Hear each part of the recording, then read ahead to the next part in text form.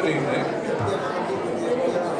Can everyone back there hear me? This is a very soft microphone. I guess you got to get right up on the thing here like this. Can everyone back there hear me? Can you hear me, Paul? Just a little. Okay. All right. We've got a gentleman over there working on it even as we speak. I'm Russ Wise. I have been asked to moderate this evening's activities. Welcome to the first ever environmental forum being held in St. John Parish. It's being sponsored by the St. John Citizens for Environmental Justice, a local parish-wide organization, which is a member group of the Louisiana Environmental Action Network, a statewide umbrella group of about 80 grassroots organizations.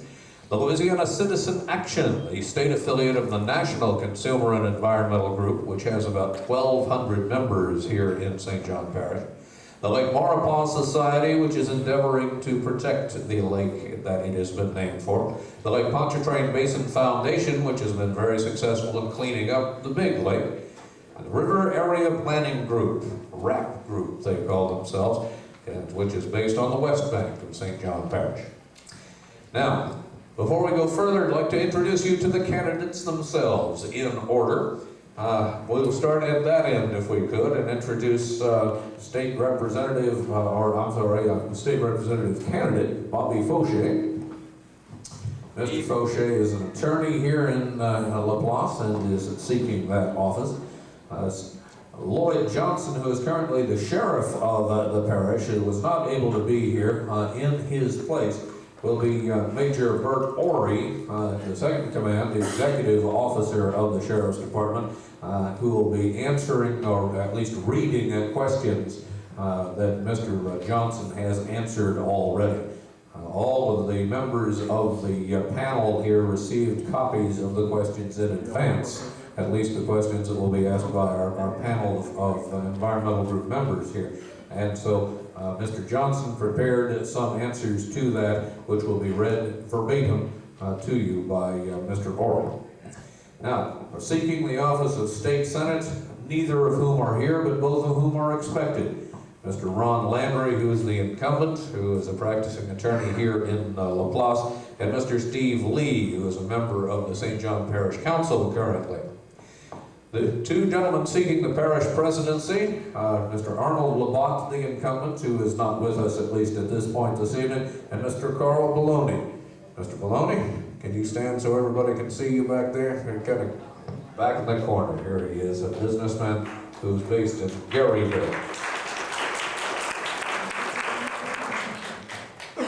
Division B, the two candidates this evening for positions on the parish council at large. Mr. Dwayne Duffy, a businessman who is currently serving on the Parish Economic Development Committee. And Mr. Evans Buddy Dewey, who is from Laplace. He works for Southern Kim in Reserve. The West Bank seat on the parish council, these two gentlemen in District 1, Mr. Perry Bailey, resident of Edgard and employee of Union Carbide. No? No, I'm not. I'm an own and operator of a home health agency. I'm sorry, the information I have here is incorrect. You own and operate your own business then? First Care Plus Home Health Agency. All right, sir. Thank you very much. Mr. Haston Lewis is the incumbent in District 1. He's not here, that's right. Okay. I don't know why I'm looking at you. It's been that kind of a day. This gentleman that I was looking at is seeking the District 2 seat. He is the incumbent there, an employee of Marathon Oil Company, Mr. Kevin Duhan.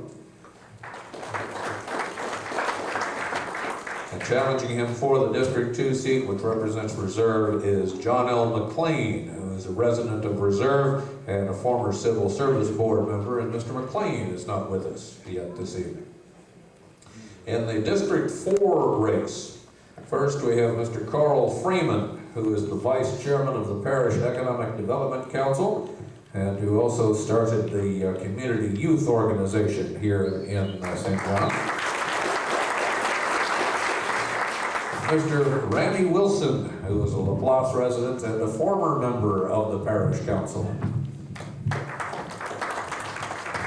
In the District 7 race, we have LaPlace resident and businesswoman Eileen Lozano.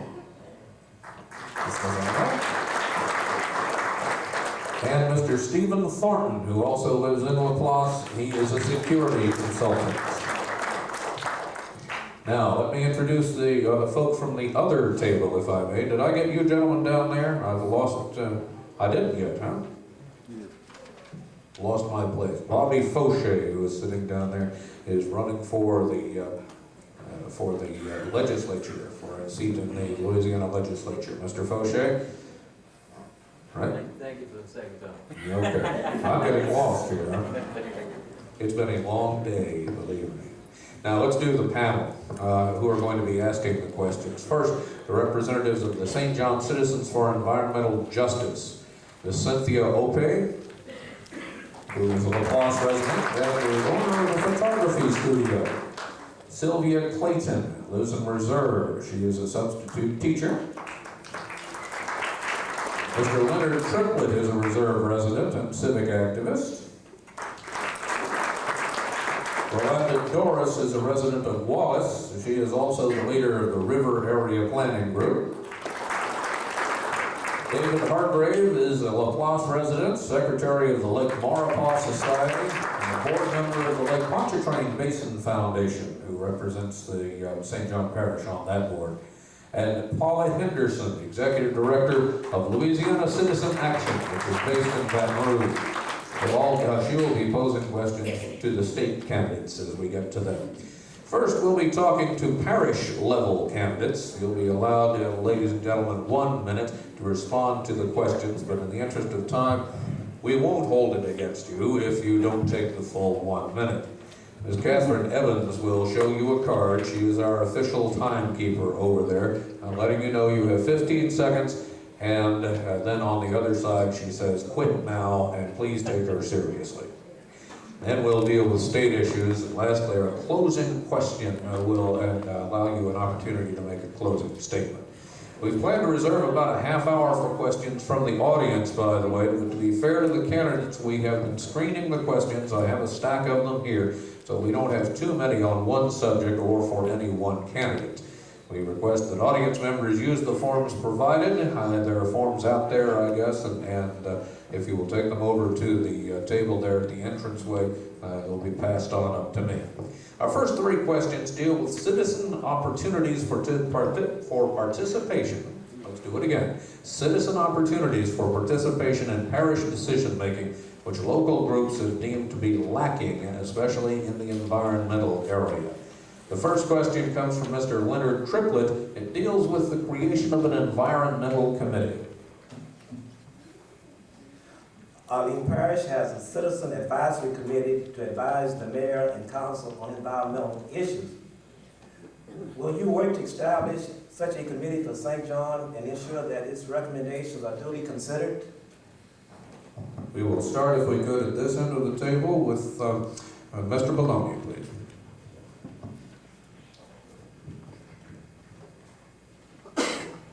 Good evening.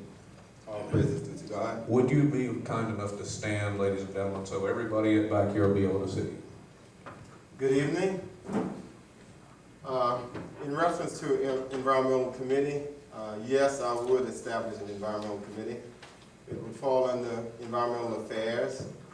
What I foresee as far as that committee is concerned is that they would serve in the capacity of screening businesses, screening applications, and anything related to the environment that would probably affect the parish. Now, the duties of that committee would probably be to review the business. Let's use an example of maybe a plant is coming into the parish, a plant using different types of chemicals. So let's use the building of maybe another water treatment plant.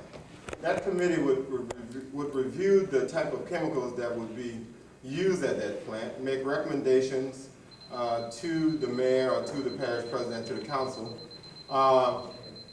Also, make sure that that plant is following the regulations and rules of the federal regulations, be it the state also, DEQ, EPA, things of that nature. Okay, I'm sorry. Mr. Duffy, if you would answer the question, sir.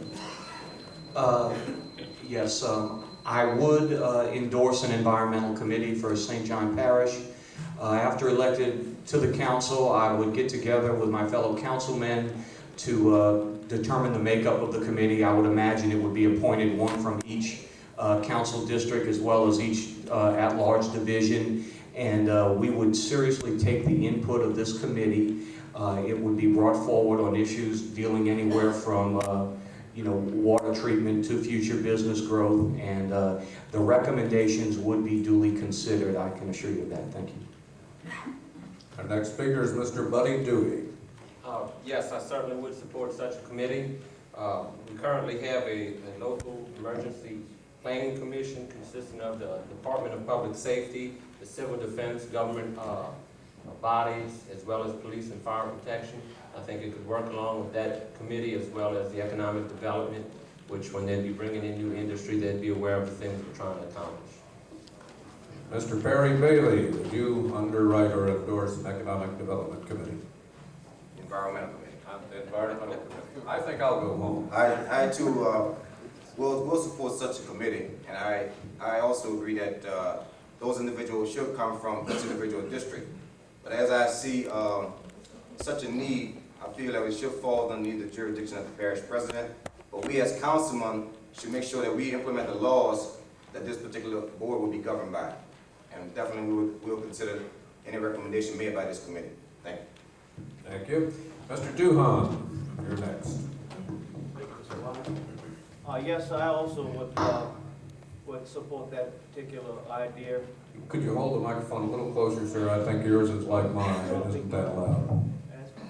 And that the past 4 years, I've seen Ms. Evans and a lot of young groups come before the parish council. My concern was the district that I do represent is a heavy industry, plus individuals who live in the neighborhoods.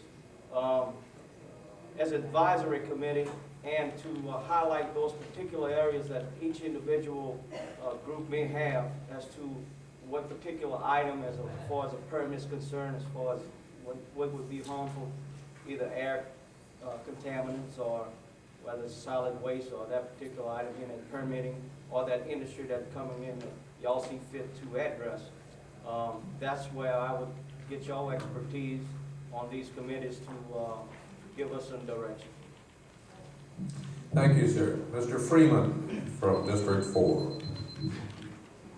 Good evening. That one works. In St. John Parish, I honestly believe that we do need an avenue for the public's opinion to be heard to the local legislators, which I'm running for, the council. Because in that manner, we can all hear the opinions, all hear the different points of view on any issue, and that as a councilman would allow me to make the best vote that I can to represent the people upon whatever issue we are concerned with. Thank you. Mr. Randy Wilson. Yes, I would support it. In fact, I would work hard to see that one was established. Community involvement is the key to all of these committees, and I'd work hard to see that we get a good representation of different things. Thank you, sir. Ms. Lozano, Ms. Eileen Lozano from District 7. Thank you.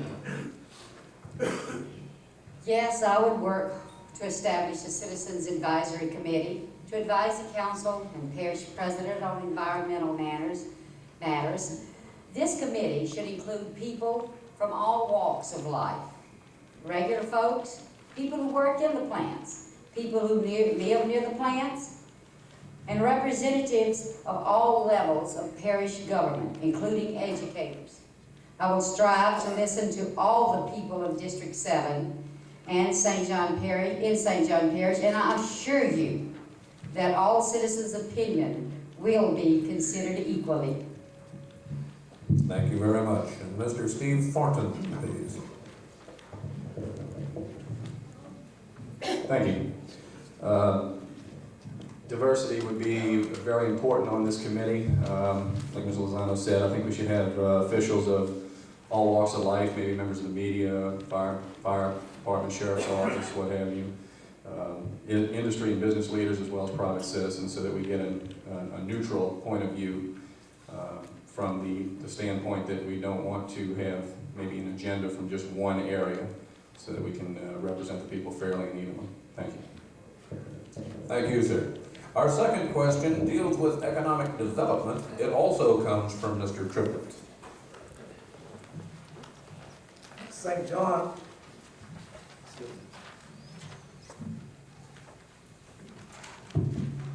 St. John is the only parish in Louisiana with an economic development tax. However, to date, there has been no meaningful accountability or public participation in the activities of economic development department. In addition, much of the public resistance to new industries in the parish stems from lack of prior information about proposals and lack of public dialogue. Do you agree that citizens have a right to more timely information?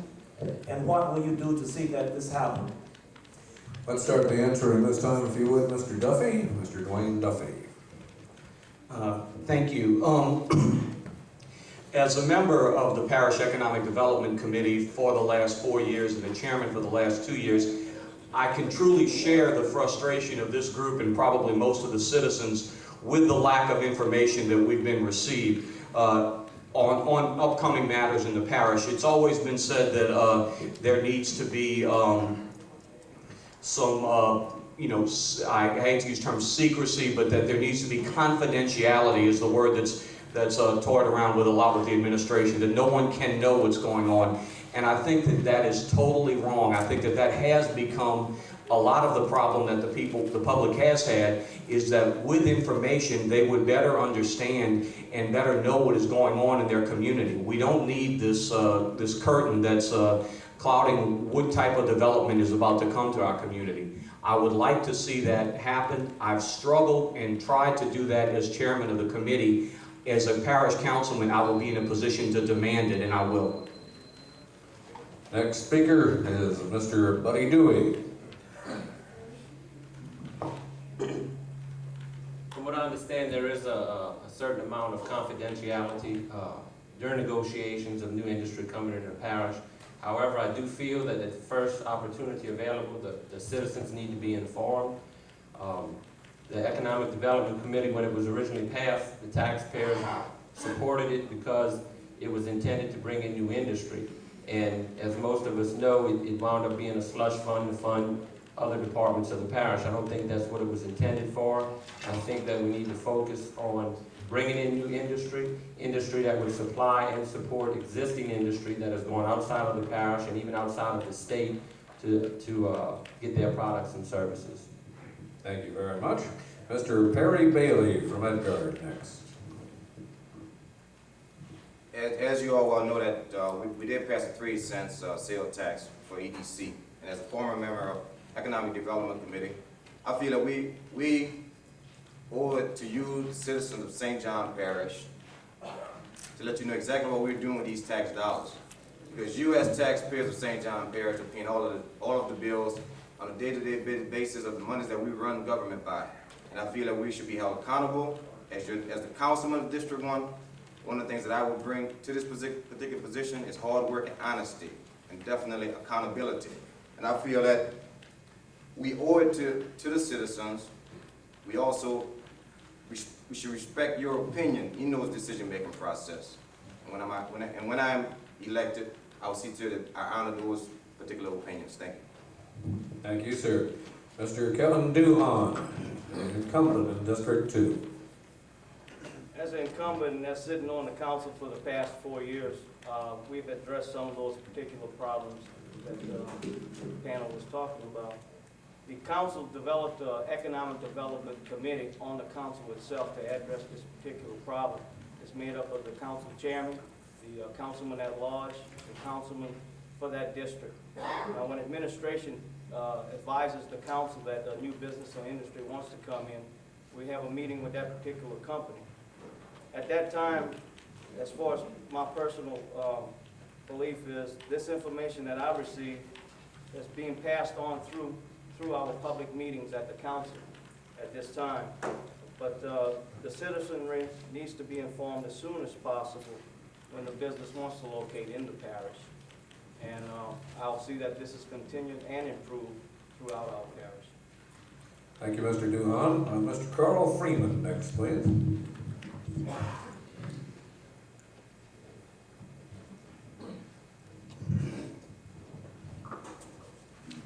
Thank you very much. I have been on the Economic Development Committee here in St. John Parish for the last 4 years, in the capacity of Vice Chairman for the last 3. And when I got on this committee, I understood that it was the avenue for the people to be informed of economic issues. It was the avenue for councilmen to get advisement on issues. Well, that's not exactly what the Economic Development Committee is. I think it should be. The people need a timely way of getting information dealing with the issues in our parish. It is time that the council in itself takes the bull by the horns and enforces some regulations, because the people need to know, and as a councilman, I will need someone to appoint to a committee to let me know of these issues. Thank you. Now, his opponent, Mr. Randy Wilson, a former council member. St. John is one of, or is the only parish in the state of Louisiana that has a tax dedicated to economic development. The committee that St. John has, made up of a couple handful of citizens in St. John, don't really deal in the economic development of seeking industry. The parish has an economic development department. These are paid people. This is their job, is to seek industry. I think we need to do a better job of seeking the industry that we want in St. John. The environmental safe industries as much as possible. A little committee made up of citizens as an advisory group. We need community involvement, but we have a department that get paid big salaries.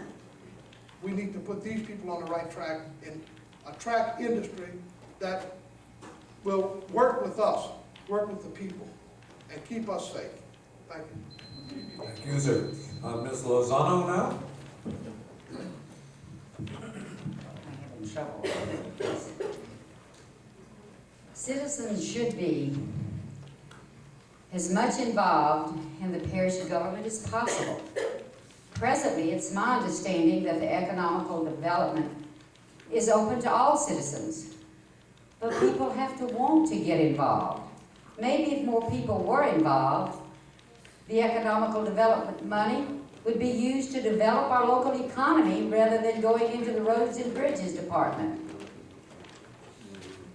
I will make certain that all economical development committee meetings are well publicized and let people know they can attend. After all, it is your money. And Mr. Thornton, please. The public perception of the EDC committee, or the EDC fund, is that it is a slush fund. I think legally they're using some of those funds for roads and bridges. I do believe that's written in the law. I guess the public needs to determine whether or not they want that to continue, or for that fund to be dedicated strictly for economic development, whether that be internal or external, bringing in additional industry. But most importantly, the public does need to know when there is a serious commitment from a business or corporation that wants to relocate in here, and they need to be made aware of it well in advance of permits being issued or anything like that. Thank you, sir. The third question, also from Mr. Leonard Triplett, deals with the zoning issue. In the past, there was dramatic rezoning from residential to heavy industry to accommodate Aztec and Formosa. Will you support parish-wide referenda on such requests in the future? If not, what other alternative will you provide? Before we get into that, ladies and gentlemen, I made a mistake, and it is entirely my mistake, and I do apologize to you all. Mr. Butch Veroni here pointed out that he did not get an opportunity to talk about the economic development issue and the Economic Development Commission. So if you would, Mr. Veroni, please. Would you ask him to repeat the question? All right, the question in sum is, let's see. There's been no meaningful accountability or public participation in the activities of the Economic Development Department. In addition, much of the public resistance to new industries in the parish stems from a lack of prior information about the proposal and lack of public dialogue. Do you agree that citizens have a right to more timely information? And what would you do to see that this happens? I think citizens have a right to timely information, but confidentiality does play a big role in industry coming in. I don't think we should wave red flags just to announce that businesses are intended to come here. But a role that an advisory committee would play in the economic development would be just that, to probably aid in screening. Now, I would utilize my economic development money, not just for big industry, but for small businesses, economic development. The advisory committee can play a role as far as the screening process of these small businesses, and they can be in a role of seeing that these businesses meet the criteria that we will set, because some incentives must be given to these businesses to foster their growth, such as tax exemption, such as financial assistance, such as rebates and things of this nature. Now, the role that the advisory committee would play would solely be to screen businesses that will apply or be considered for some type of financial aid or otherwise coming from the Economic Development Fund. But other than that, no, that decision should come from the council and from the parish president. And we do not want to alarm or raise red flags whenever there's an intent of a business coming in. So I think the role of the Economic Development Advisory Board will be a limited board, but also the parish should keep the citizenry informed as to where we are going in this parish as far as the type of businesses coming in. Thank you. Thank you, sir, and once again, I apologize to you. Restating briefly the zoning question that Mr. Triplett just raised. In the past, there was dramatic rezoning from residential to heavy industry to accommodate a couple of plants, including Formosa. Will you support parish-wide referenda on such questions in the future? If not, what other alternatives would you provide? And we will start this time with Mr. Buddy Dewey as the first shot this time.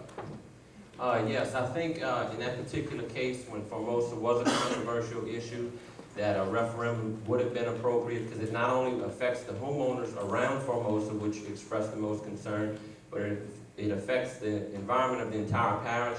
It affects job opportunities of the parish.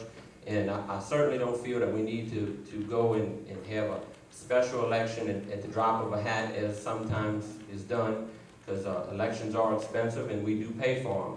But on issues as controversial as that, yes, I would have supported, and in the future I would support a referendum on such issues. Thank you, sir. Mr. Bailey, you're next, sir.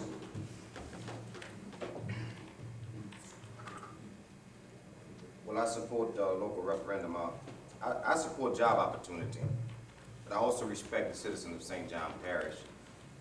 In the event that anything such as drastic that would affect a community, we must consult and confront the citizens of that particular area, as well as the citizens of St. John Parish. Because I feel that we should not just push things on people, we should respect their opinion. And as a candidate for councilman,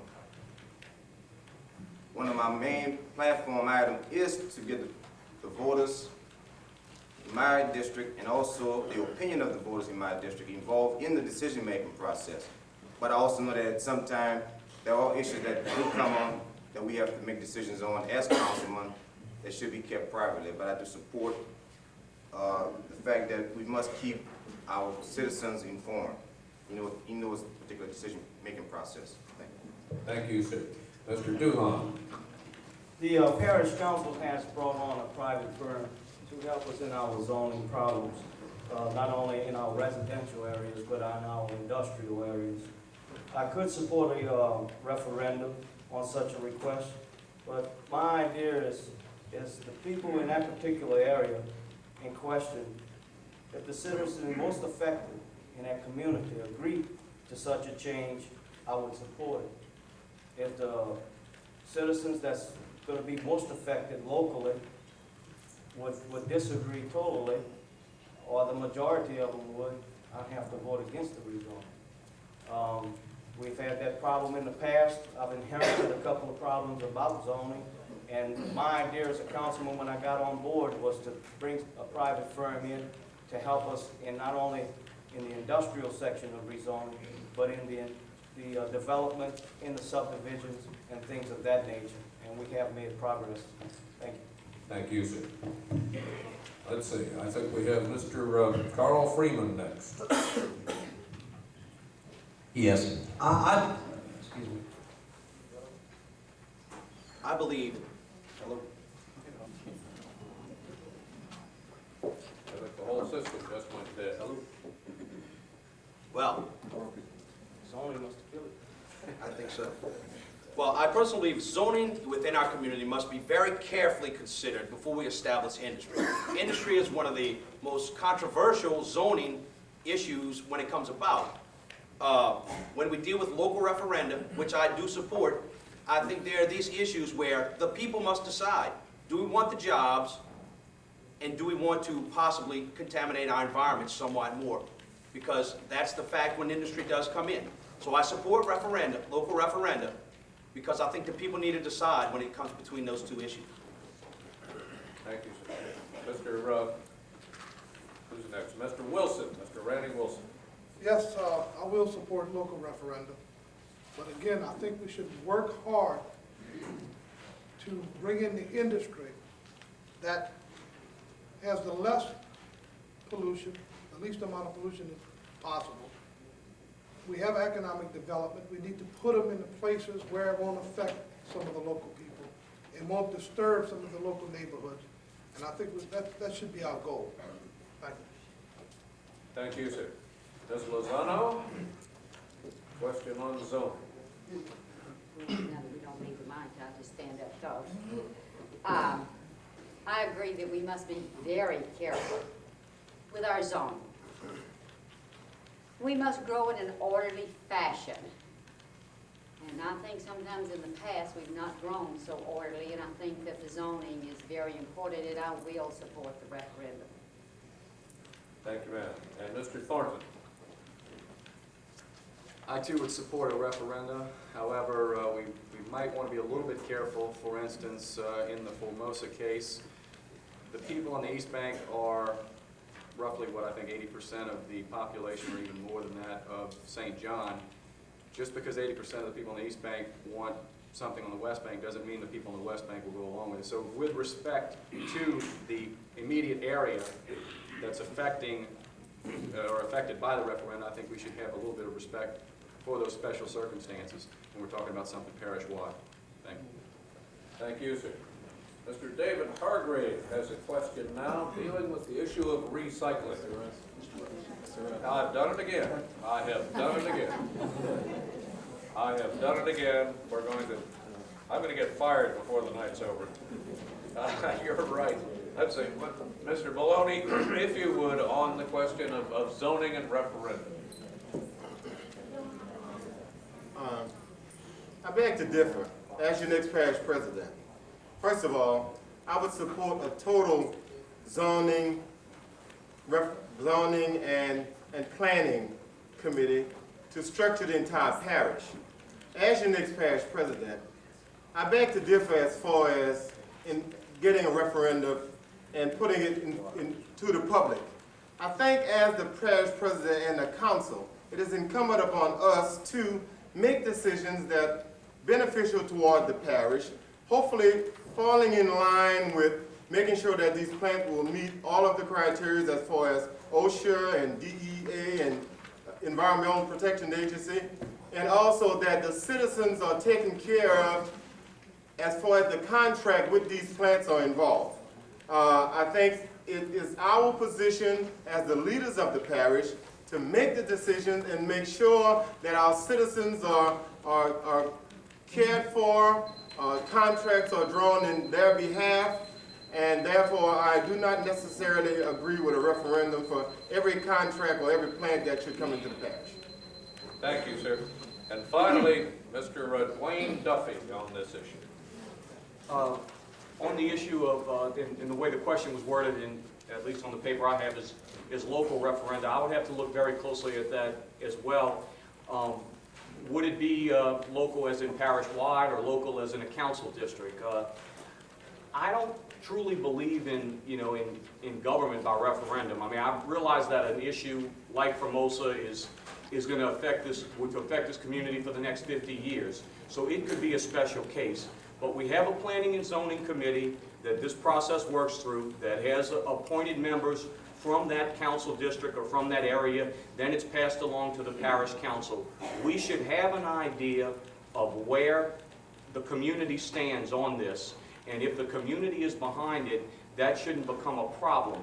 But should there be an issue as controversial as Formosa, or possibly which St. Charles went through with the riverboat, that may be the best way to decide it. But I would have to look at it and address it, whether we would do it on a local councilmanic district or the entire parish-wide. Thank you. Thank you, sir. Now, Mr. David Hargrave's question in regard to recycling. Mr. Hargrave. Because our parish does not have recycling or composting programs, the parish's waste stream has not been reduced by the 25% mandated by state law. As a result, taxpayers will soon be subject to a surcharge on garbage disposal. What plans do you have to spend or to speed up the process of funding and implementing a curbside recycling program and a composting program? Because about 40% of our garbage is compostable. Let's start with the candidate for District 1 council seat, Mr. Perry Baker. I understand that there was a recycling committee that was formulated some 5 years ago. I don't know if you were made aware of it or not, but I think some year and a half ago they made a recommendation to the present administration, to Mr. Rabat, and as to what has happened to that recommendation, I do not know, but I know that it was made up of environmentalists from DuPont and NALCO and business people in the community, and I think, and also presently Judge Daly as a legal advisor.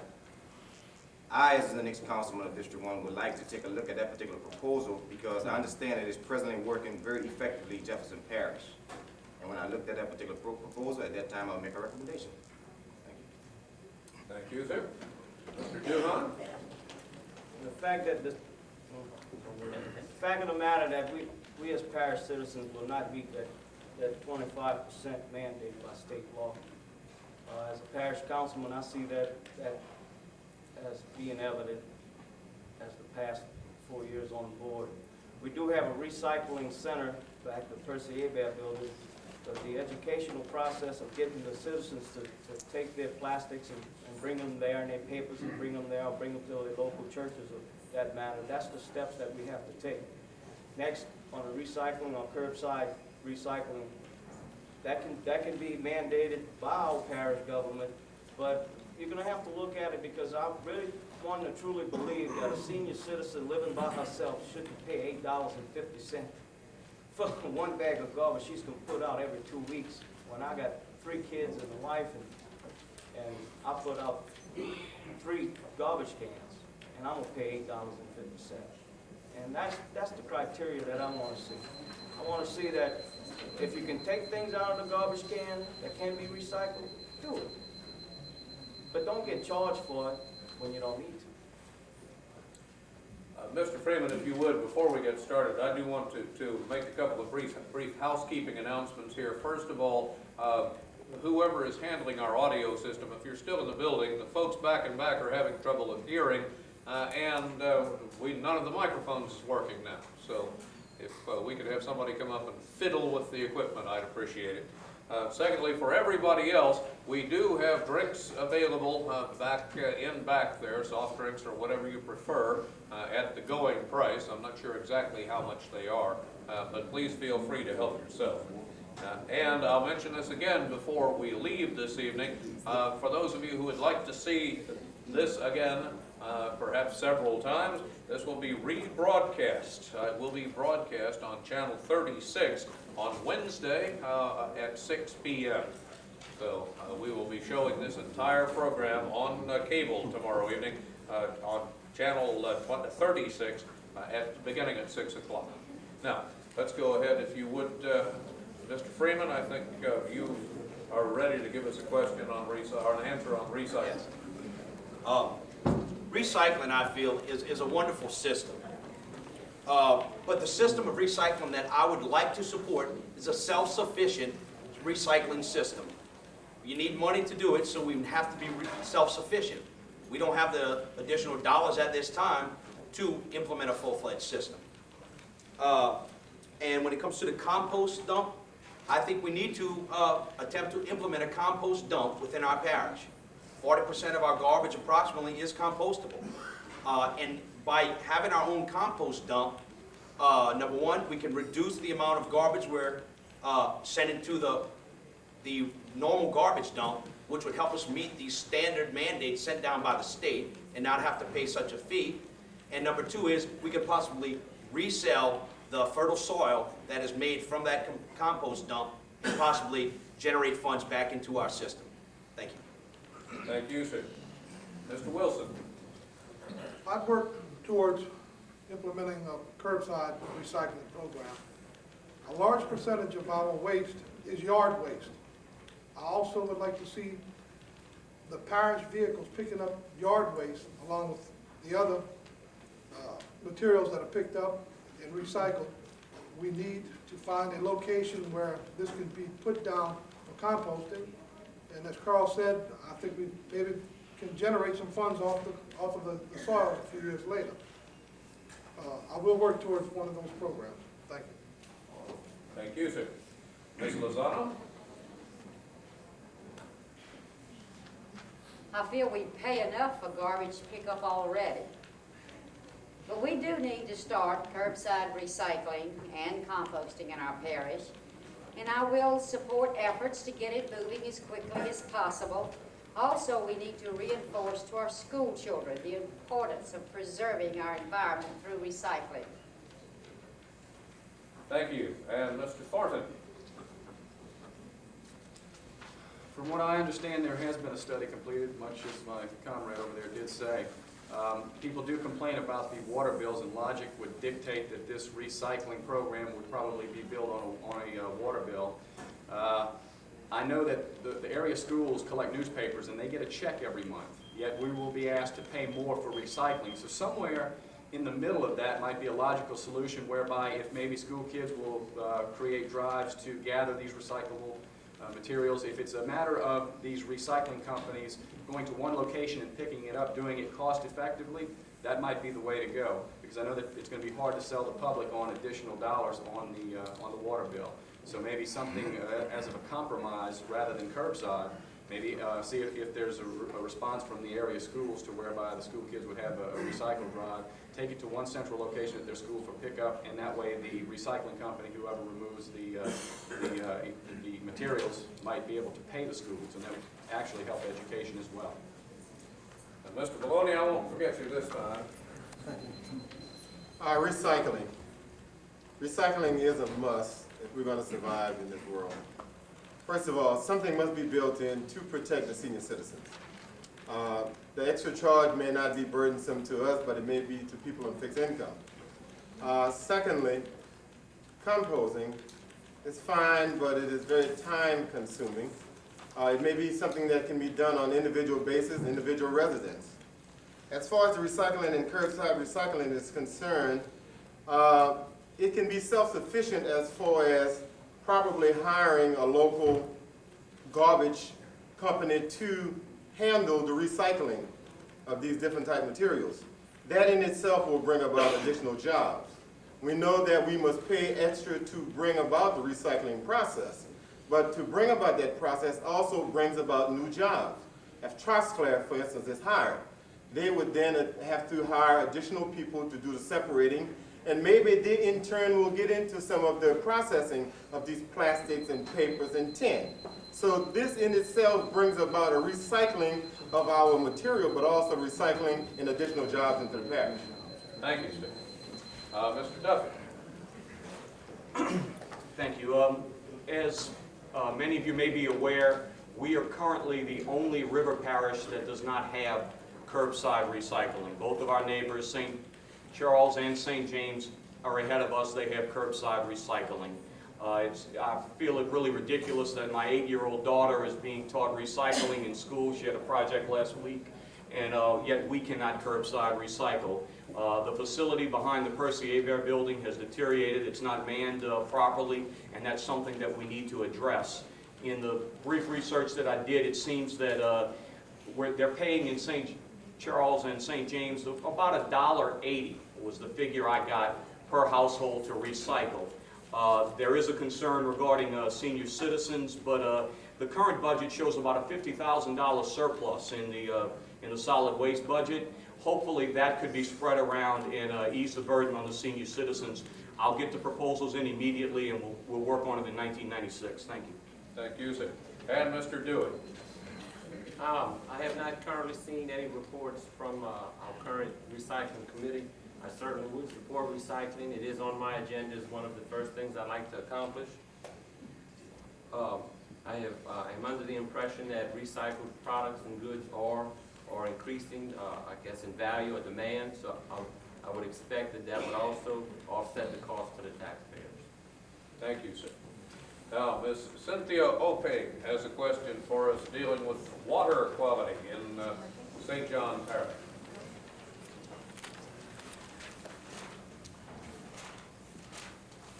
Many people in Laplace believe there's something wrong with the quality of their drinking water. How will you ensure that our water is safe and that management problems of the past are eliminated so that our federal standards are always met and that the director of the system is a qualified water specialist? Mr. Duhan, would you be first in line on this one? Some people may believe that the water may be unsafe, but it is safe. The drinking water in St. John Parish is safe. It is tested and retested. We did bring on a private firm, I can't think of their name at this time, but they do water testing for us also. If a violation occurs, the DEQ and the water department has guidelines and notification processes that have to be followed by state laws. Those laws have always been followed since I've been on the council.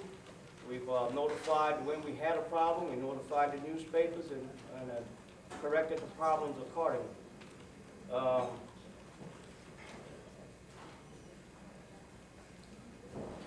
The last point I'd like to make is that we have one artesian well in the back of Marpaw, and we take water from the river. We had problems of people coming into the parish council and talking about water quality and color. Those problems have been corrected, and as to date, in the last 6 months, we had no violations. Thank you, sir.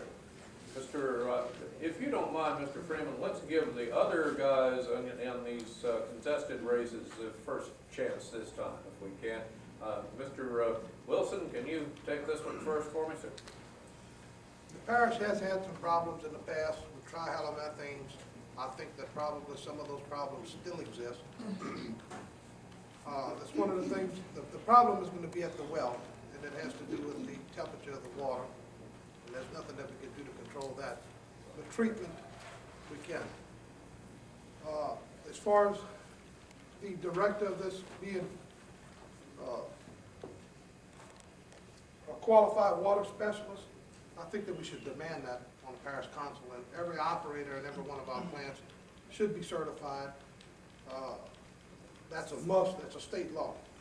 I think if water quality also, the biggest problem we have, I think, with the water quality is the leaks in the lines. If there's a leak, your system has problems. Because what comes out can also go in. Every time you have a water leak and the water goes off for some reason or another, it draws a vacuum. And that water that had just leaked out of that pipe got in the ground will come back into that system. And that's how some of the diseases can be caught from the drinking water. Thank you, sir. Now, Mr. Freeman, if you will. Thank you. Over the last 3-4 months, walking the streets, I've had numerous citizens bring this problem to me saying, my water is cloudy, my water is dirty, it tastes bad, it's high in chlorine content, which of course that's the chemical put into it. The problem I feel or the way I will approach this particular problem is we need to go to the particular water sites, our well sites, where the testing is done. Make sure the reports are correct. Make sure they are documented and the water is of safe quality. And if the people are still complaining, and the numbers that have complained to me while walking the streets, then there's a problem between where it's tested and when it comes to your faucet. Whether it be a leak in the pipes, yes, that's most likely. If you have a crack in the pipes and swamp water gets into it, of course, disease will get into it and so forth. And I don't think we need to take the complaints from our community so lightly and begin to just disregard them all as though it just happens that way. Nobody's ever happy about everything. I think we need to continuously research it and look into the problem and make sure the citizens of our parish are happy and safe with our water. Thank you. Mr. Thornton, would you go first on this one for me? I think it's a matter of management. If the EPA and DEQ requirements are already in place and the experts, meaning the engineers, tell us that is adequate, then it must get back on management. If everything is done by the book, then we have to hold management responsible. Like Mr. Wilson said, all the operators are supposed to be certified. So basically, if the system's inspected and meets all the requirements, then basically maybe we have a management problem, and that should be addressed as well. Mr. Lozano?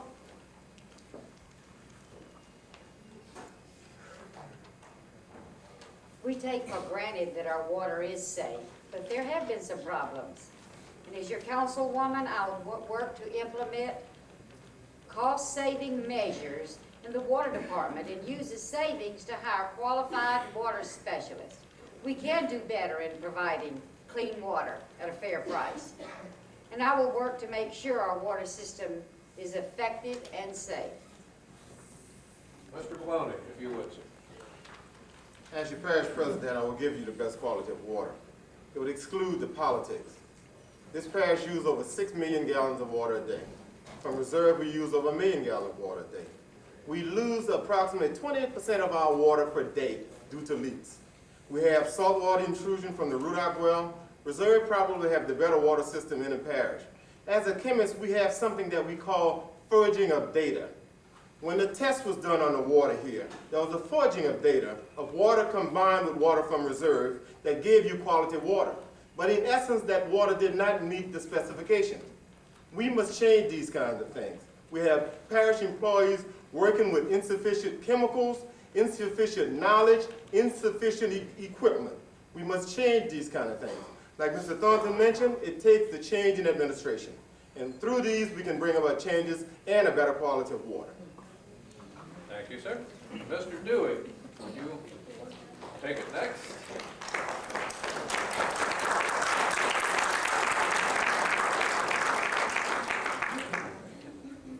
I certainly feel that the health and safety of our parish should come first. If we don't have qualified people running our utilities department and providing us with quality drinking water, certainly we need to get rid of them or we need to train them properly. And that is again on my agenda to sit down with our utilities department and our administration and make certain that we have competent employees working for us. And if they're not competent, let's train them and make them competent or get rid of them. Thank you, sir. Mr. Duffy? Thank you. Healthy drinking water is a basic quality of life. I am not convinced that here in Laplace, where probably 80 or 90% of our drinking water comes from the Rudock well, that is the best system. We're about to spend hundreds of thousands of dollars to redo the line from out there. I'm going to halt work on that to get an opinion from the state that we need to invest more in this site. We should possibly go to an alternative water source. I know there have been some reports that have directed us there from the state and other organizations. We're going to do our homework on that and figure out the best alternative for the parish. I would also say that there has been some evidences of human error in the system. We're going to have to put a quality control system into practice with the parish employees to make sure that this most vital of parish services, our drinking water, is at the top quality it can be. Thank you. Is that a motion? I'll second And let's see, Mr. Bailey. As a former energy system employee at Union Carbide, a water treatment specialist, I understand the importance of good drinking water. And it's very important that, it's in anything that you do. Your system is going to be as good as the people who run it. I feel it's important that we make sure that our technician has continuing education, continuing workshop, but I also feel that it starts at the top. And I support the next parish president such that he would bring the type of utility director. Hopefully he'll be a civil engineer, because I also have engineering background, that will make sure that his people do the job that is expected upon them. When they repair a leak, go out there and flush the line and do the necessary thing it takes to get the water in proper condition so that it will be good for our people to use in St. John Parish. Thank you. Thank you, sir. Next question also deals with water. Ms. Opie, once again, if you would. Are you aware that there is currently a lawsuit pending against this parish over suspected giardia and other contaminants in the drinking water last fall? Would you be willing to institute a specific test for giardia to be conducted at regular intervals? Mr. Freeman, I think you're first up this time. Is that on our list? That is not a question on our list.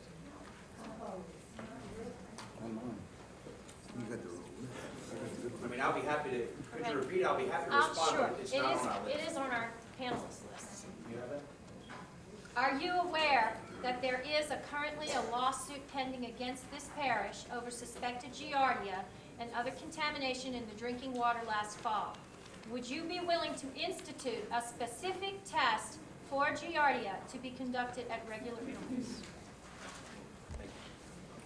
Within our system, I think giardia is one problem amongst numerous problems that could occur, and I would definitely be willing to implement a system that would thoroughly test our water system to make sure that all bacteria, all parasites, all possible bad elements within our water system could be detected to protect the citizens from becoming sick.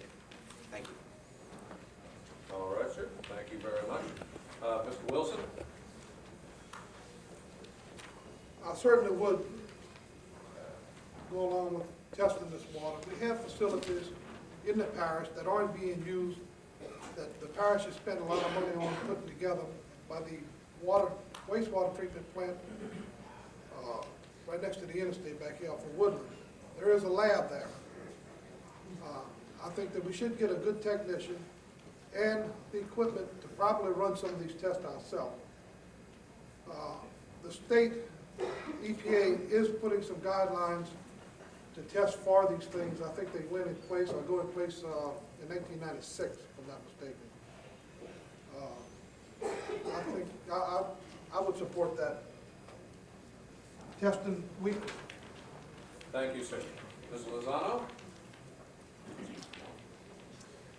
Yes, I've heard of the cases of giardia, and I certainly do think that if there's a possibility that there would be a disease like that or a contaminant in our water, that it should be tested weekly, daily, whatever. Our water, I mean, we all consume the water in one way or another, and it's got to be safe, and I would support that. Thank you. Mr. Thornton?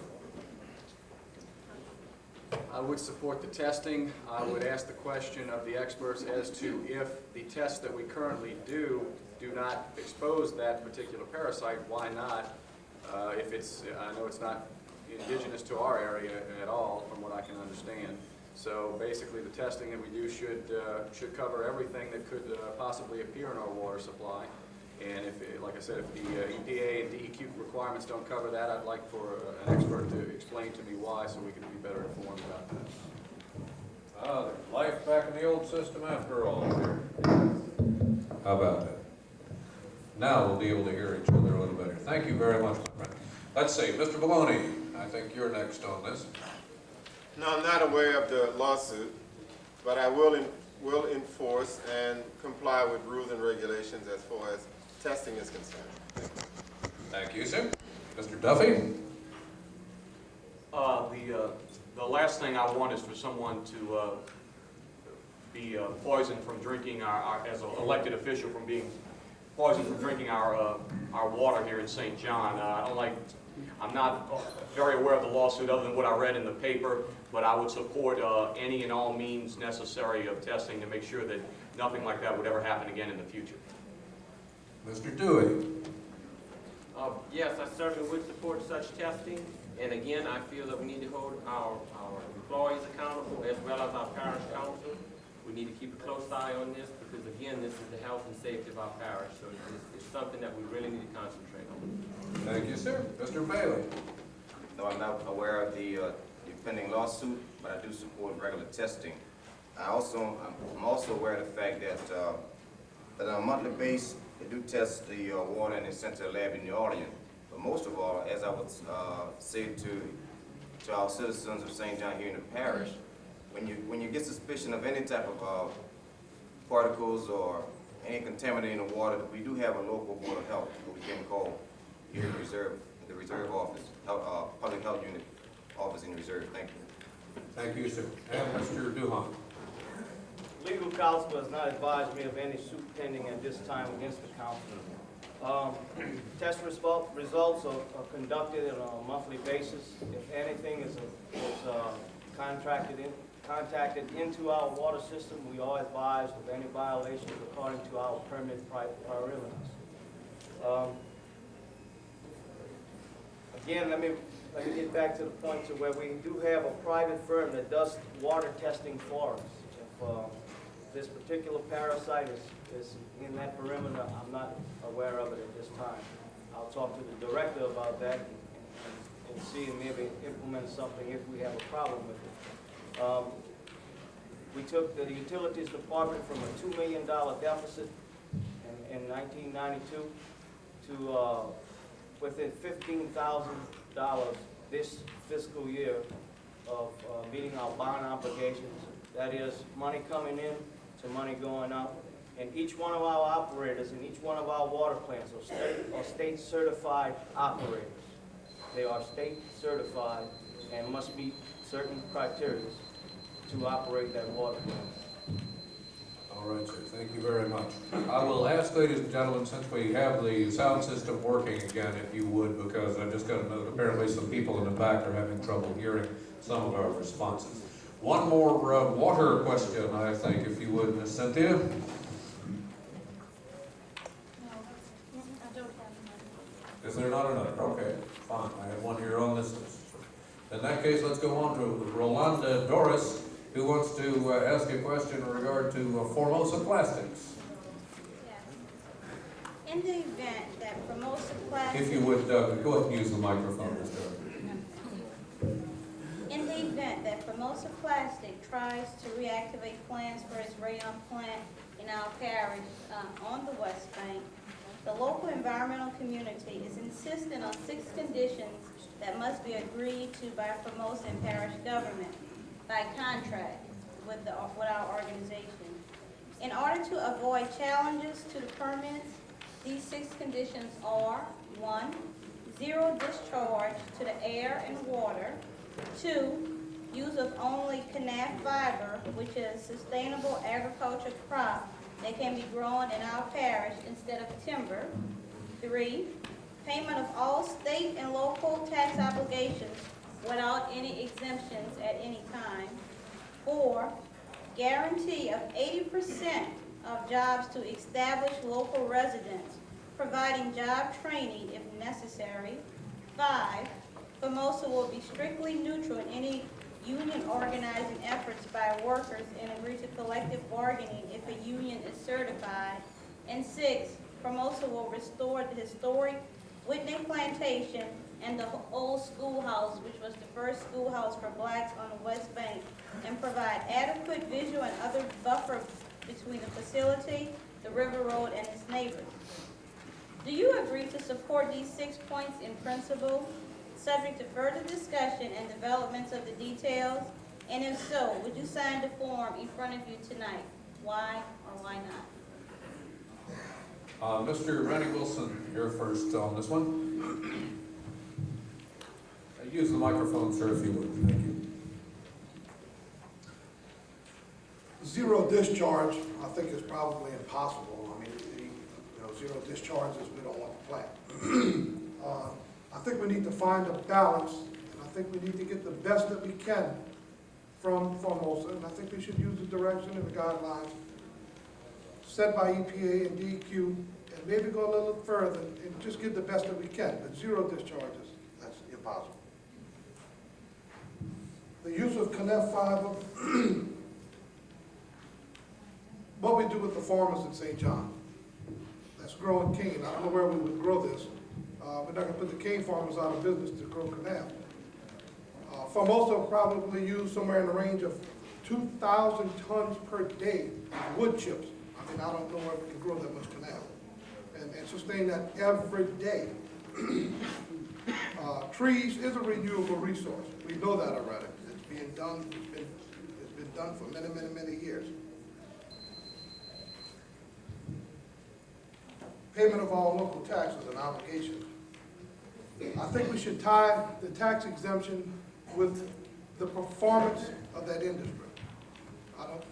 Is this 15 seconds for what? All 6 questions?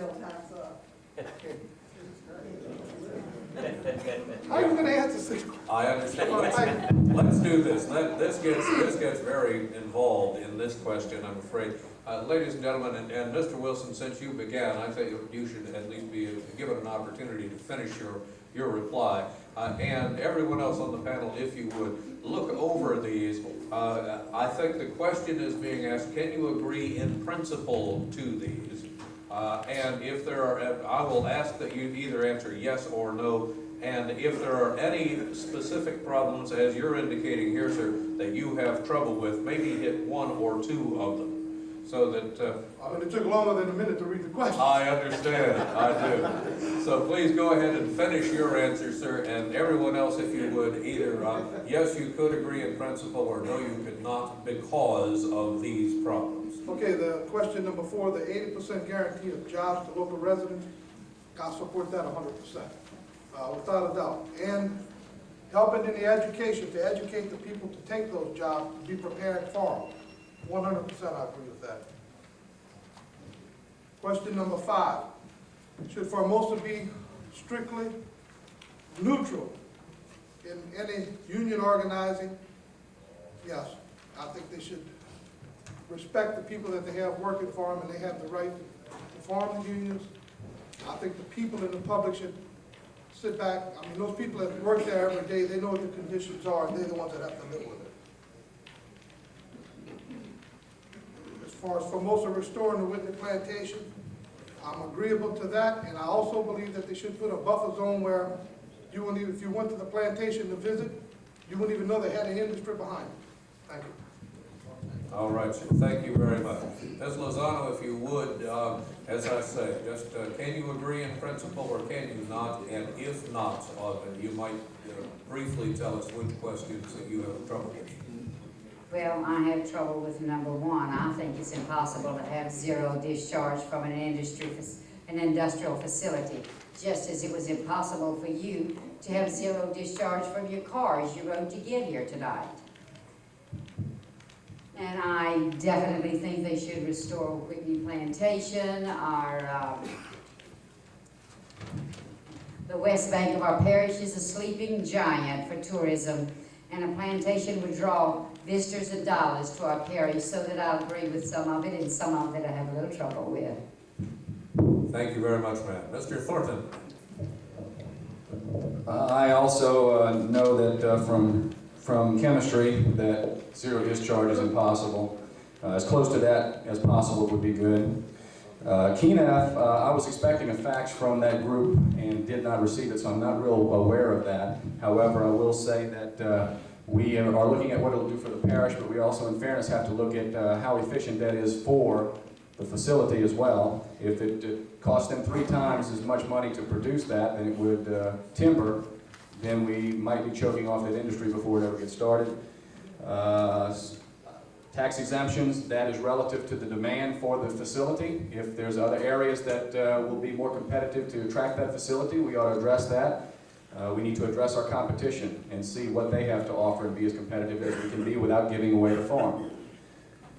guarantee of 80% of jobs. If 100% of the local people are qualified, they ought to go 100%. But we have to look at the qualifications, what they require, and do what we have to do to get those people to them. 5, neutral and union organizing efforts. I think that would probably be go without saying. And as far as the Whitney plantation, that was part of the original proposal, if I'm not mistaken. So I would be supported that as I know they would be as well. Thank you, sir. Mr. Maloney.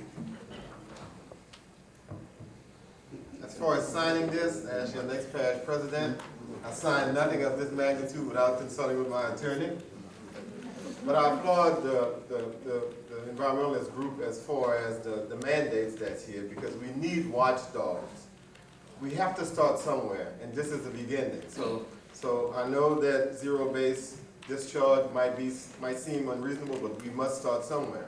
Now, as far as Kanaf is concerned, Kanaf is a fibrous plant that grows about 15 feet tall. It's known as Hibiscus cabanabus. It's a plant that is formed in South Africa, West Africa. That plant can be used here and used beneficial here, not to displace sugarcane farmers, because the yield of planting a Kanaf would give them more volume and finances than they get now from sugar. Remember, sugar is on the decline here, and probably with Cuba opening up, sugar will fall drastically here. So Kanaf can be a substitute plant that can be used here to be used in place of the wood chip, because that's what they're talking about. Using it in place of the wood chip. It's biodegradable. The ashes are less than that you would get from the wood chips. And I would rather see acres and acres of Kanaf cut down compared to seeing our whole south region cut down of trees. So I would promote a Kanaf rather than seeing trees depleted all over the southeastern part of the United States. As far as the union is concerned, that's a sticky issue there. I would leave that up to the employees themselves to see whether they would be in favor of collective bargaining or not. Whitney Plantation, yes. They should play a part in giving something back to our community. They should refurbish, but again, it's part of the contract that we will ask of them. Fair prices to the homes of the people that they're going to displace, something back to the school system, contracts with the parish as far as beautification, jobs for our citizenry here, things of that nature. So I think the contract is a beginning. It is something that I think we can come to an amicable solution and agreement upon. I applaud the environmentalists on the contract that they initiated. Thank you, sir. Mr. Duffy, do you need this microphone too, sir? Thank you. I would not be able to sign this contract at this time. I do think that there are a lot of valid points in here, and I think that it would be a beginning to work with Formosa Plastics should they decide to come to here. It would be something that hopefully the new environmental committee that may be established after this election will be able to get with the engineers and the consultants of Formosa and ask them how close they can come to meeting some of these things. I think that what we have to take into consideration, though, is that with everything, there's going to be an upside and a downside. Formosa Plastics could mean a tremendous economic boom for not only this parish, the river parishes in all of southeast Louisiana. With that, there's going to be a little bit of a downside. Zero discharge may be something that's not attainable. 100% of KNAF, again, while it may be a great idea, may not be attainable. We need to do the research to find these things out. But we want whatever industry, Formosa or any other major employer, to come in and be environmentally friendly. We do not want to jeopardize the lives of our children. At the same time, we want to grow our tax base and bring in jobs, and that's what I would hope to do. Thank you. Thank you, sir. Mr. Dewey. I agree with Mr. Maloney. I think it's an excellent effort on behalf of the group. But like just about everybody else up here, I feel that zero discharge is probably impossible. I think we need to work with our federal and state officials to get regulations, to tighten it, to bring it down to a minimum. I'm not familiar with KNAF other than the information that was sent to me. It sounds to be a great natural resource, and I think as time goes on and the product is proven, it probably will be used throughout many industries, not just Formosa. I don't favor tax exemptions as an incentive to get industry to come here. We have an economic development committee, which is its responsibility to bring industry in. I feel that our assets that we have to get industry here is our Mississippi River and the rail systems we have, as well as New Orleans International Airport and St. John Airport, which is growing. I feel that that should be enough enticement for industry to come here, just the benefits that they're going to receive from their location. I don't know that it's legal to require or demand a corporation coming in to hire a certain percentage of local employees. It is my understanding that right now there is a requirement of 15% local hire, which local means in-state. It's probably going to be difficult to pass legislation requiring industry coming into an area to hire local parish people first, because when you have neighboring representatives and senators that you need support from, and if they're a rural area and their residents go to your parish to get jobs, I think that's going to be a real tough bill to pass. But certainly I do everything I can to support industry hiring locally, and I think that all comes in when you're talking to them to build up a good relationship with industry and work with them and just get them to understand that we need to take care of our local people first. Thank you, sir. Mr. Perry Bailey now. I too want to commend the panel for putting those conditions to the board. But at the same time, again, I say yes to most of them, but again, I think that we, along with the state and federal, would have to work on that zero discharge and making sure we get legislation so that we can attain that particular area.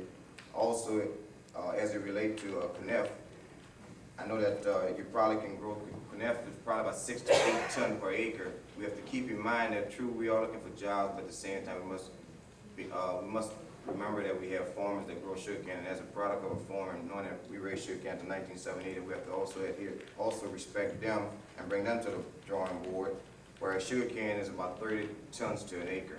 So we have to look at those, but at this time, as I said, I was supporting some of the conditions, but I'm sure we have to work on a few of them. But also, you know, I've stood here and heard a lot of people talk about Formosa, but it impacts an area that we must make sure that we respect the opinions of those citizens in that area. Thank you. Thank you, sir. It's tough to answer a question like this. Let me start quick and talk fast. I might make it. On the zero discharge, I think it's possible that they can probably target that for a 5-year program. The raw materials, it depends on the company's availability to introduce that into the process stream. It's time for a new deal with the state. I think the tax exemption code should be rewritten on a 221 escrow plan. Some type of plan where the company does escrow those tax funds the first 5 years, then reinvests it into the community, or therefore forfeit those funds to your local taxes. Some part of that nature, and that has to be done through the state legislature. St. John the Baptist Parish, when Formosa first talked about coming here, the parish budgeted $45,000 in remedial education for residents, mostly residents of the West Bank, which I was in favor of, so that they could have an opportunity to even fill out the applications to be considered for the jobs. Yes to number 5, and number 6, definitely a must. And those people already obligated themselves to restore or work with the restoration of Whitney Plantation and that facility. Thank you, Mr. Thank you. Mr. Carl Freeman, please.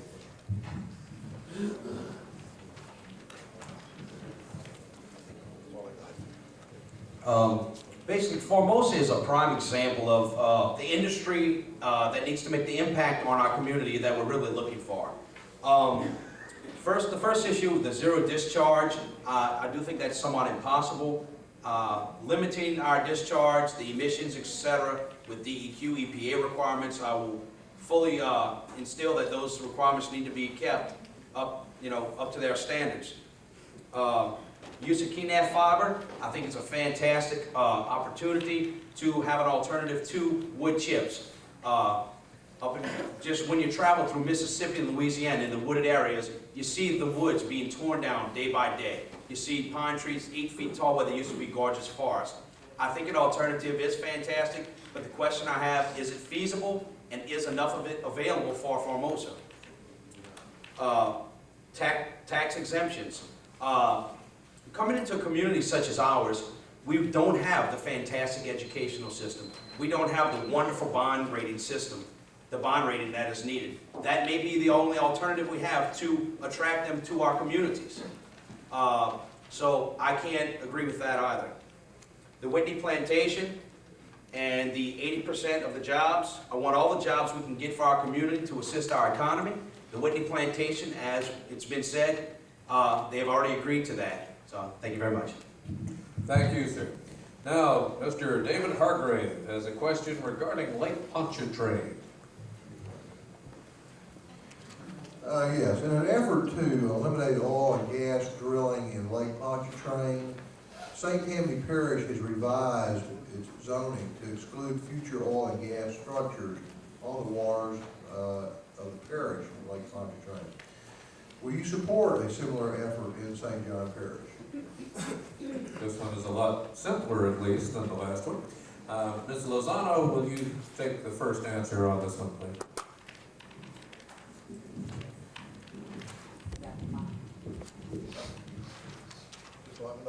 Yeah, right. Yes, even though I think the oil and gas industry has done a pretty good job of protecting the environment while removing natural resources, we need oil and gas to live a modern life. I favor strong environmental regulations, even though they have done a pretty good job, and I will support a similar effort in St. John Parish. We have a beautiful lake in our parish, and I would like to see it safe enough to swim in again. We must work to protect all our lakes and streams. Thank you, ma'am. Mr. Thornton, please. I also would support similar legislation. I would like to actually review that and see the specifics of it before making a positive decision, but it sounds like it is something that we should look at. Not only that, when it comes to perhaps drilling maybe in the westernmost part of Lake Pontchartrain, we should seriously look at that and make sure it wouldn't affect our well water as well. So yes, I would support that issue. Back to Parish Presidential Candidate Carl Maloney, please. In reference to the St. Tammany regulations, yes, I would support something like that. In most places that you travel, you notice that businesses and residential areas and things spring up around water. We're one of the few states, I guess, who do not concentrate on building around water. One of the rationale behind that piece of legislation about drilling in the lakes is this: leaving the lake alone for approximately 285 days. Just leave it alone. Dump nothing in it, and it will clean up itself. And that's the rationale behind that piece of legislation. So naturally, as your parish president, I would enforce and be in favor of something like that. Thank you. Thank you, sir. Mr. Duffy, you need this microphone, sir?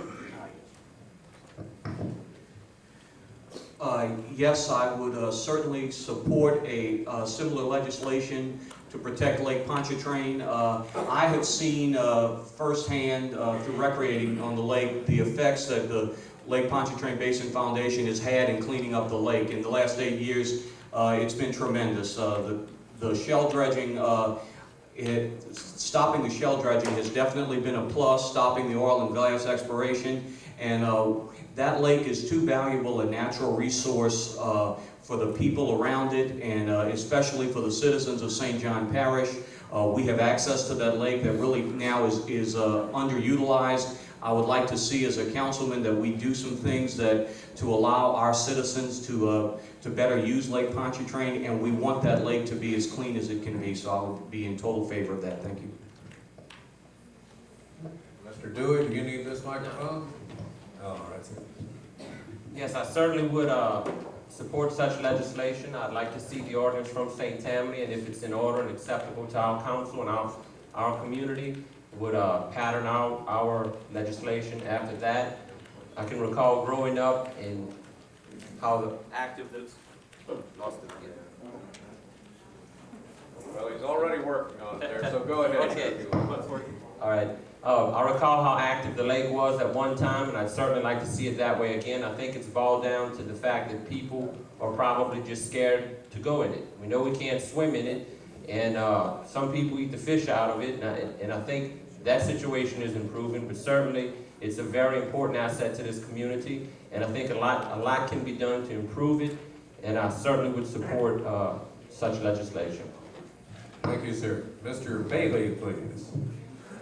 When elected to the council, I would probably get with the parish legal counsel and obtain a copy of this particular legislation and review it, and most probably I would support such a legislation in the future.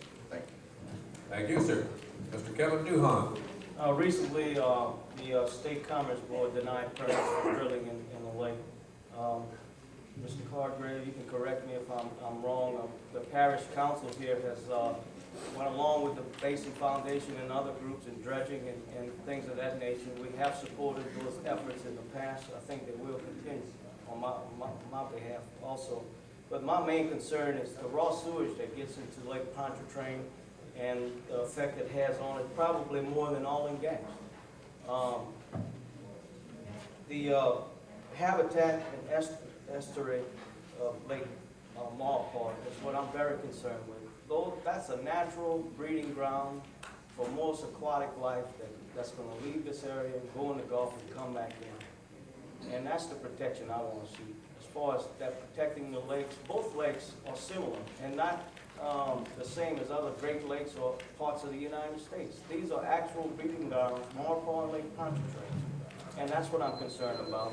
And we do have to do business, but in some areas, just like shale dredging and things of that nature, if it hampers and hurts the lakes, we have to pass legislation to stop it. Thank you, Mr. Duhan. Mr. Freeman, please.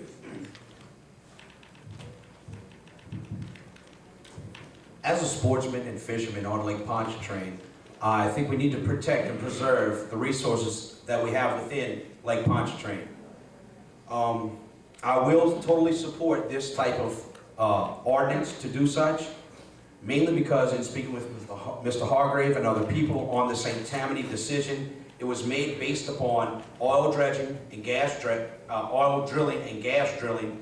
Every time they drill, you release gas and oil into the lake. It kills the wildlife and so forth. And in that, we need to preserve the safety of the lake and the goodness of it. And I will support that issue. Thank you. And Mr. Wilson. I also support that legislation, and in the past, when I was on the council for the 8 years I served, we did support all efforts to clean the lake, and we'll continue to do so. I fished there, I used to swim there, and I'd like to go swimming there again.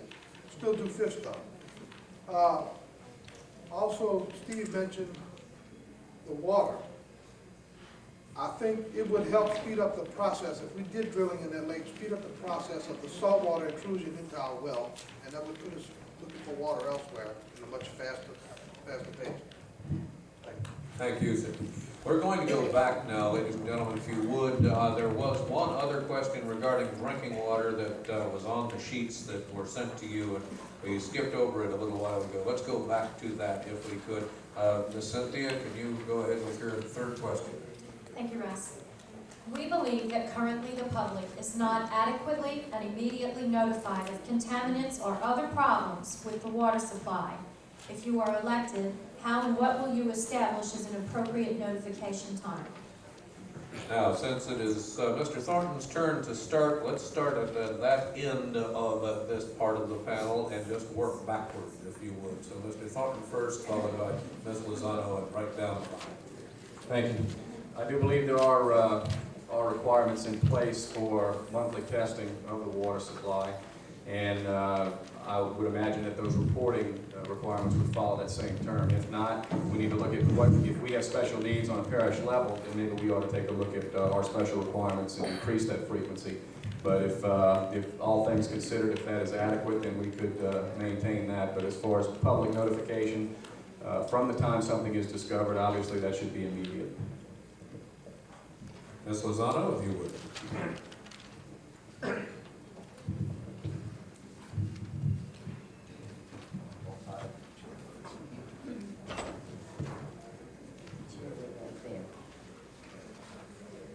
I feel we should notify the public immediately. Through the television, the radio. If the water is contaminated, the public should know. Or if they have any other problems with the water supply making it unsafe to drink, the public should be notified. We should have a 24-hour, 365-day hotline for people to call in when they detect a problem with the water. All calls should be followed up on and a report given to the person who made the call and to council members of problems reported in their district and what was done about it. Thank you. And Mr. Wilson. Well, first, I think we'd have to start off with the testing process. On a more timely manner, we need to do some more testing and increase the testing. The amount of water that is moved through, if we do have a problem, say from the well, all of LaPlace and part of Reserve will have went through that water probably twice before we even get test results. Notification maybe should be done through the public service, the public safety department, through the network that they have for civil defense. Once the problem's there, you got it, and it takes just a short period of time to empty these tanks in here with water, because the pumps are constantly running. So if you got a problem, you constantly drink it. So I think notification is important. Thank you, sir. Mr. Freeman. You have to come down, bro.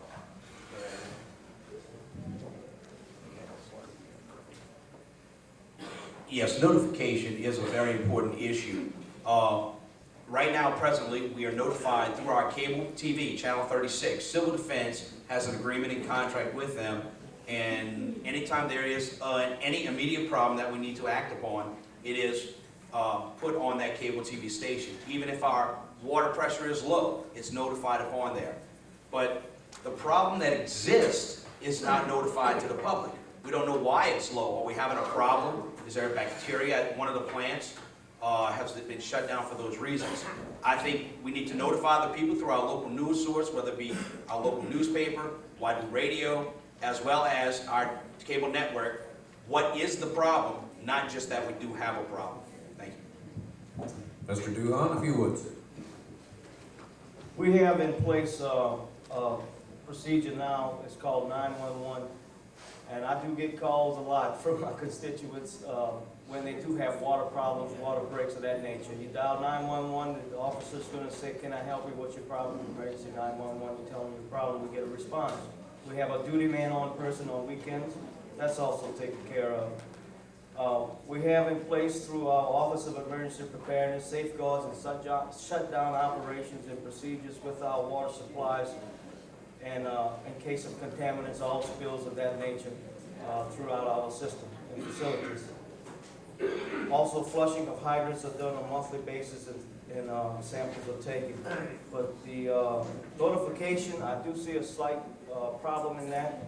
And what we may do as a council, as an administration, is to notify the cable network and just come on the cable and say, we have a problem in the area of Reserve, District 1, water pressure is low. If that's what the intention of the constituents need to know, I believe that's the best way to handle that. Thank you, sir. Mr. Bailey. Notification is very important when there's a contaminant, but at the same time, I feel that one of the things that we must address when we take office is the time frame that it takes for the result of testing. As I said earlier, I've been informed that it's tested once a month and it's sent to a lab in New Orleans. I feel that we should explore the possibility of putting us a lab here in St. John Parish so we can get sooner results. But I think it's very important that we utilize the news media around us so that we can get notification out to the public. Thank you. Thank you, sir. Mr. Dewey? Certainly, immediate notification should be a requirement. Increased testing, and I agree with Mr. Bailey, if we were to have a lab on site somewhere in this parish where we could test it immediately, not when it's already out in the public's drinking system. So certainly that would be the answer, increased testing. Thank you, sir. Mr. Duffy? It appears that the problem is a communications problem, and we don't have a system in place after testing whereby the local government officials, i.e. the council members in each district, are notified properly. I will demand that type of accountability from the administration. I will also make sure that we are taking the optimum use of the local media, the cable access, the radio, as well as local newspapers and the direct mail, to make sure that if there are any problems with the water system, the public is notified as thoroughly and as quickly as possible. Thank you. Thank you, sir. And Mr. Veroni? Again, it boils down to administration. We have to follow what's called protocol. We can't have every council member calling up neighbors saying that, alert, alert, something in the water. We have a protocol that we have to follow. This parish does have an emergency preparedness plan. It was not devised here. It was devised on the federal government level. And it trickles down here. But we can't be alarming people simply because a neighbor or a water utility person called and said that an Ebola is in the water. We have a protocol that we must follow. We have a very sophisticated system here. We have sirens that play strategically all over this parish. We have an automatic dialing system that can automatically dial every person in this parish with the telephone, giving them a notice. We have the police system. We have civil defense. So I beg to differ as far as alerting the public, because this must be done in an orderly fashion, and it can be handled by people who are expert in doing so. Other than that, we'll have chaos. We'll have everybody trying to exit out of the parish in the emergency routes and things of that nature. So we must follow the protocol. Thank you. Thank you, sir. We're now going into an area of questioning that involves both state and local officials. A couple of questions regarding grain dust that will apply both on the state level and on the parish level. And so let's get started at the opposite end of the table up there, and take a moment first to recognize the gentleman who just came in a short time ago to join us, Mr. Landry, the incumbent state senator from this district, who has agreed to participate in the forum dealing with state issues and such. So let's see, Ms. Sylvia Playton is not with us this evening? Is that true? Okay, well in that case, Mr. Leonard Triplett again to raise a question about grain dust. Grain dust continues to be a serious health and safety issue, and there seems to be an impasse in resolving this problem.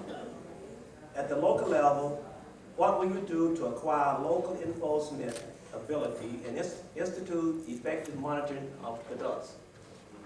All right.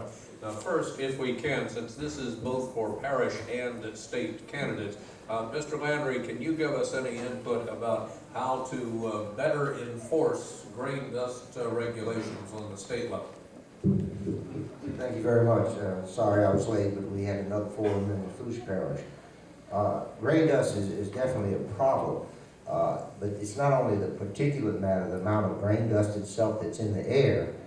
We have monitoring for that. I don't think we have sufficient monitoring, but it's also a question of what is in the grain dust, the allergens. Those things can actually affect you, like for asthma, bronchitis. There are other diseases of upper respiratory system that can be caused by these allergens. So I think we need to test for allergens and not just grain dust. And we need to test and survey the communities around those facilities to see what kind of history they have in reference to those types of diseases that might be caused or aggravated by the grain dust. I think that's very important, and I'm committed to funding studies to make sure that we do get that information. And if we do have that information, then I think we ought to change the regulations to not only consider particulate matter, but also the allergens themselves. Thank you. Thank you, sir. Our next speaker will be Major Bert Ory, the Executive Officer of the St. Charles Parish Sheriff's Department, who will be reading verbatim the written replies supplied to us by Sheriff Lloyd Johnson, who is now seeking the House of Representatives seat. Thank you, Mr. Moderator. First of all, I'd like to tell you that the Sheriff regrets not being here tonight. During the past 20 years, Sheriff Johnson has attended all graduating classes of his deputies from the Police Academy. And this will be the last graduating class of his deputies under his tenure. So he scheduled this 16 weeks ago, and when the academy began, that's why he's not here tonight. In regards to gray dust, his answer is as follows. State and local officials, along with DEQ, should be called in, and the dust levels should be at minimal requirements. And if not, they should be fined on a daily basis until compliance is met. If they do not comply, the operation should receive a cease and desist order until compliance is met. His wishes are that this could be a minimal amount of time from the time that they are warned till the time that they can start up again. Thank you. Thank you, sir. And Mr. Ron Fouche, who is the only person to be introduced twice this evening by this moderator. It's Bobby. Bobby Fouche. Can I go home now? You're doing a good job, Russ. This is a third forum that Sheriff Johnson has decided not to attend out of 6. So, with his regrets, if he's going to go to the legislature and do the same thing, we better really take into consideration what is in the best interest of our community. If grain dust is affecting the quality of life that an individual has in his community, we need to do something to stop that. We need to set up a task force that will require the EPA and DEQ to do their job. The state legislature has put into effect right now laws that do correct this problem when it exists. There are fines, there are penalties, and there's shutdowns. We need to keep doing that, continue to regulate the industries so that our lives are not affected by our neighbors who are industries. And this is just another form of an industry that impacts our lives on a daily basis. We all want to see industry coexist because we need the jobs, but we need to make sure that they are good neighbors. Thank you, sir. Now, Mr. Thornton, from a local perspective, what would you do to acquire local enforcement ability and institute effective monitoring of dust levels? Again, from what I understand, the Department of Public Safety locally monitors the grain dust situation with respect to the EPA guidelines. We need to address to see if the EPA guidelines are stringent enough for our requirements here locally, have an expert tell us that. If they are accurate, then we need to hold management accountable, make sure that they're doing what they're supposed to do. If all things considered, everything's doing what they need to do, then obviously we need to enhance those requirements. Thank you, sir. Ms. Lozano? As I understand it, the Air Quality Control and the DEQ monitor the grain dust at this time. But they monitor it with only one monitor for 11 parishes. When elected, I will lobby our state senators and representatives to institute more control on a local level. Thank you. Mr. Wilson? Well, if it's not, I think we should get the results of this monitoring on a timely basis. And I sat on the council for 8 years. I don't ever remember receiving any, to be honest with you. I think that we should work close with the people doing the monitoring and forward all of the complaints that we have. And it's obvious, you just have to pass through reserve next to the grain elevators and see the dust problem. If we are not satisfied with what is going on with those people doing the monitoring, maybe we need to get into a home monitoring program. But I guess we're going to have to go to our legislators here and ask for the authority and enforcement powers. So Thank you. Thank you, sir. Mr. Freeman.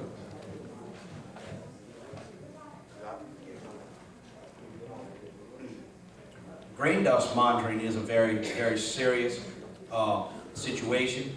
If not, as Senator Landry referred to, it can cause allergies, asthma, bronchitis, etc.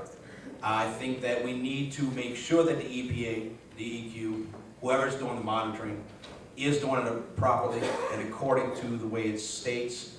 And if there are problems that exist beyond their testing and their monitoring, then at a local level, we may need to institute our own monitoring to double check their system, because we need safety, but at the same time, we do need industry.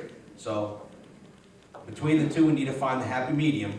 And I think that if they cannot do their job properly and we have problems, we may want to look into having a local monitoring system. Thank you. Thank you, sir. Mr. Duhan.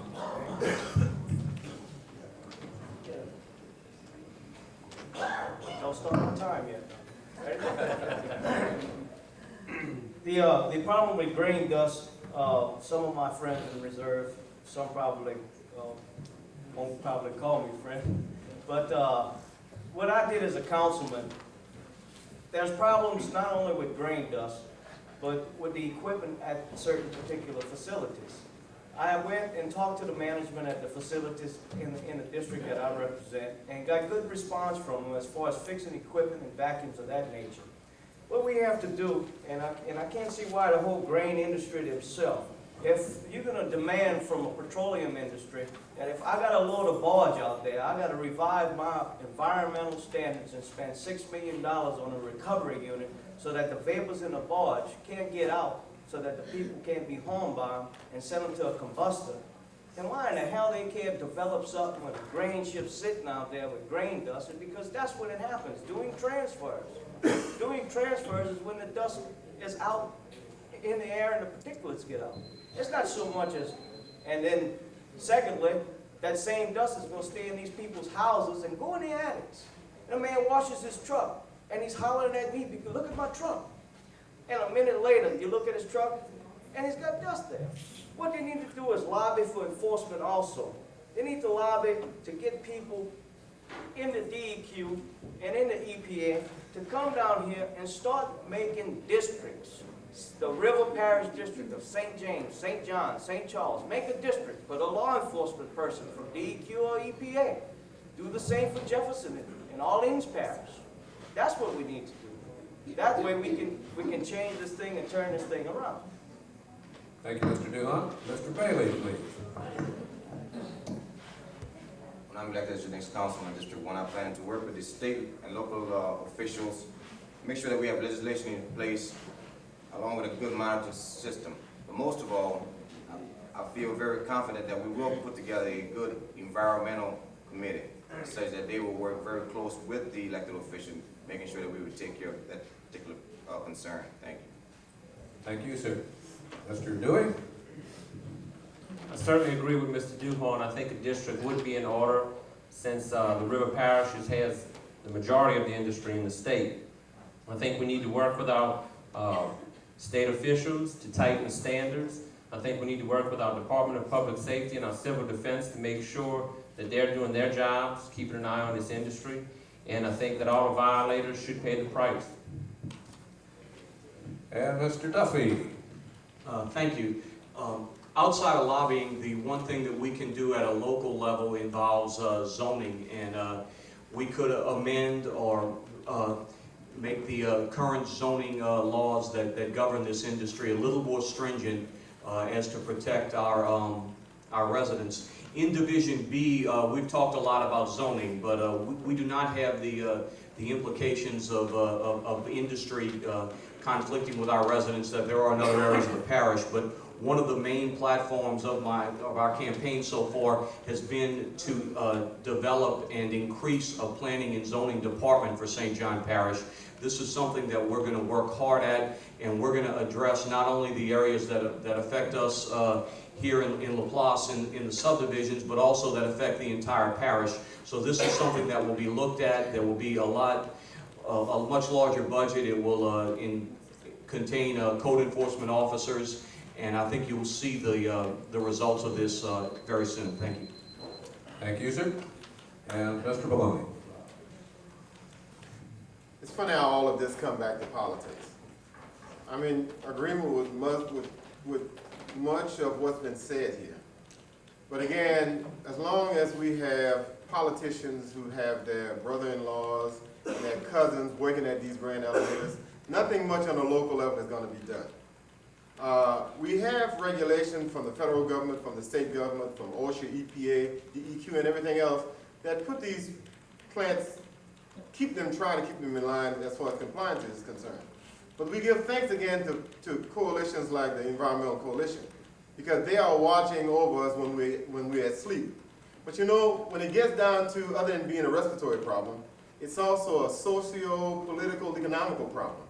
Because we find ourselves now in a position whereby if the plant explodes, if grain dust fall on your house, you file class action suits. Or they put out forms whereby you can get a payment for the explosion or for the grain dust. And this is just a sidetrack of what's actually happening to you. We take that little payment and we forget about the damage that has been caused, or don't even think about the long-term illness that's going to come about from that grain dust. And we must bear some of these things in mind also. And we must applaud the environmentalist groups, and we must applaud the legislators who are pushing for stronger regulations on the local and federal level.